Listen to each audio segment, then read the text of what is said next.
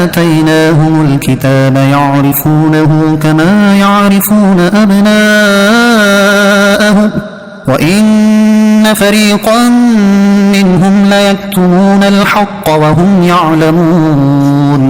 ترجمہ: وہ لوگ جنہیں ہم نے کتاب عطا فرمائی ہے وہ اس نبی کو ایسا پہچانتے ہیں جیسے وہ اپنے بیٹوں کو پہچانتے ہیں، اور بے شک ان میں گروہ جان بوجھ کر حق چھپاتے ہیں. یعرفونہ کما یعرفون ابناءہم، وہ اس نبی کو ایسا پہچانتے ہیں جیسے وہ اپنے بیٹوں کو پہچانتے ہیں. تفسیر صراط الجنان میں ہے مراد یہ ہے کہ گزشتہ آسمانی کتابوں میں نبی آخر الزمان حضور سید عالم صلی اللہ تعالی علیہ وسلم کے اوصاف ایسے واضح اور صاف بیان کیے گئے ہیں جن سے علماء اہل کتاب کو حضور پر نور صلی اللہ تعالی علیہ وسلم کے خاتم الانبیاء ہونے میں کچھ شک و شبہ باقی نہیں رہ سکتا، اور وہ حضور اقدس صلی اللہ تعالی علیہ وسلم کے اس منصب عالی کو کامل یقین کے ساتھ جانتے ہیں. یہودی علماء میں سے حضرت عبداللہ بن سلام رضی اللہ تعالیٰ عنہ مشرف با اسلام ہوئے. حضرت عمر فاروق نے ان سے دریافت کیا کہ اس آیت میں جو معرفت بیان کی گئی ہے اس کا کیا مطلب ہے. انہوں نے فرمایا کہ اے عمر رضی اللہ تعالی عنہ، میں نے حضور اکرم صلی اللہ تعالی وسلم کو دیکھا تو بغیر کسی شک و شبہ کے فوراً پہچان لیا، اور میرا حضور انور صلی اللہ تعالی وسلم کو پہچاننا اپنے بیٹوں کے پہچاننے سے زیادہ کامل و مکمل تھا. حضرت عمر فاروق نے پوچھا وہ کیسے؟ انہوں نے کہا کہ سید المرسلین صلی اللہ تعالی وسلم کے اوصاف تو ہماری کتاب توریت میں اللہ تعالیٰ نے بیان فرمائے ہیں، جبکہ بیٹے کو بیٹا سمجھنا تو صرف عورتوں کے کہنے سے ہے. یعنی حضور اکرم علیہ الصلوۃ والسلام کی پہچان تو اللہ تعالیٰ نے کرائی، لہٰذا وہ تو قطعی اور یقینی ہے،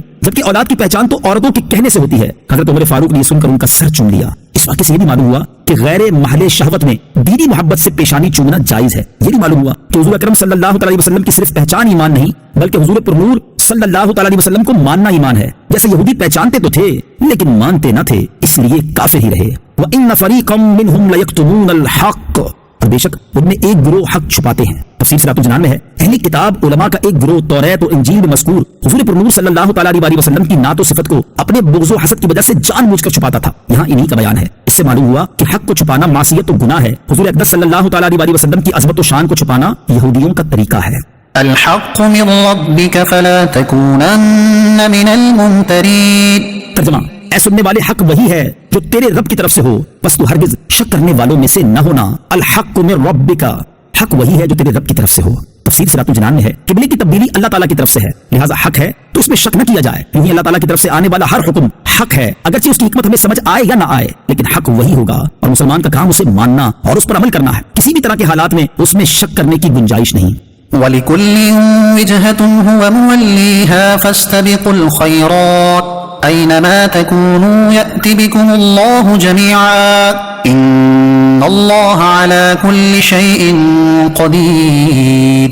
ترجمہ: اور ہر ایک کے لیے توجہ کی ایک سمت ہے جس کی طرف وہ منہ کرتا ہے تو تم نیکیوں میں آگے نکل جاؤ. تم جہاں کہیں بھی ہوگے اللہ تعالیٰ تم سب کو اکٹھا کر لائے گا. بے شک اللہ ہر شے پر قدرت رکھنے والا ہے. وَلِكُلٍّ وِجْهَةٌ، اور ہر ایک کے لیے توجہ کی ایک سمت ہے. تفسیر صراط الجنان میں ہے اس آیت میں تبدیلی قبلہ کی ایک اور حکمت بیان کی گئی ہے کہ ہر امت کے لیے قبلہ مقرر کیا گیا، تو جب امت محمدیہ ایک امت ہے اور سب سے افضل امت ہے تو ان کے لیے خصوصی امتیاز کے لیے ان کا قبلہ دوسروں سے جدا گانا بنایا گیا. اور اس میں خصوصیت یہ ہے کہ ان کا یہ قبلہ ہمیشہ کے لیے رہے گا، کبھی تبدیل نہ ہوگا. فاستبقوا الخیرات، تو نیکیوں میں آگے نکل جاؤ. تفسیر صراط الجنان میں ہے یعنی قبلے کا موضوع طے ہو گیا، لہٰذا آپ صرف اسی بحث میں نہ رہو بلکہ اللہ تعالیٰ کی عبادت و اطاعت اور دین کے کاموں میں ایک دوسرے سے سبقت لے جانے کی کوشش کرو.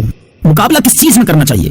یہاں آیت مبارکہ میں ایک بڑی ہی پیاری بات سمجھائی گئی ہے کہ مال و دولت، عہدہ و منصب، شہرت و مقبولیت اور دنیا داری ایسی چیز نہیں کہ اس میں ایک دوسرے سے مقابلہ کیا جائے، بلکہ یہ سب تو آزمائش اور محض دنیاوی زندگی کی زینت، دھوکے کا سامان اور فنا ہونے والی کمائی ہے. جبکہ باقی رہنے والی مقابلے کے قابل چیز تو اللہ تعالیٰ کی عبادت، اس کی اطاعت، جنت اور اس کی رضا ہے جس کی طرف اللہ تعالیٰ نے بار بار بلایا ہے. صحابہ کرام رضی اللہ تعالیٰ عنہم کی سیرت میں نیکیوں میں مقابلے اور سبقت لے جانے کے بکثرت نظارے دیکھے جا سکتے ہیں. جیسے حضرت عمر فاروق رضی اللہ تعالیٰ عنہ غزوہ تبوک میں گھر کا آدھا مال خیرات کرنے کے لیے لائے تو حضرت سیدنا صدیق اکبر گھر کا سارا سامان لے آئے. صحابہ کرام رضی اللہ تعالیٰ عنہم میں باپ بیٹے میں جہاد میں شرکت کے لیے بحث ہوتی، ہر کوئی کہتا کہ میں شرکت کروں گا، تم گھر پر رہو. حتیٰ کہ معذور صحابہ کرام رضی اللہ تعالیٰ عنہم بھی راہ خدا میں شہادت کے لیے بے قرار رہتے. غربت و بے کسی کی وجہ سے راہ خدا میں سفر نہ کر سکنے والے روتے تھے. ایک صحابی اگر آدھی رات عبادت کرتا تو دوسرا پوری رات، ایک اگر تہائی قرآن کی تلاوت کرتا تو دوسرا آدھے قرآن کی. اللہ تعالیٰ ہمیں بھی نیکیوں میں ایک دوسرے سے سبقت لے جانے کی توفیق اور جذبہ عطا فرمائے.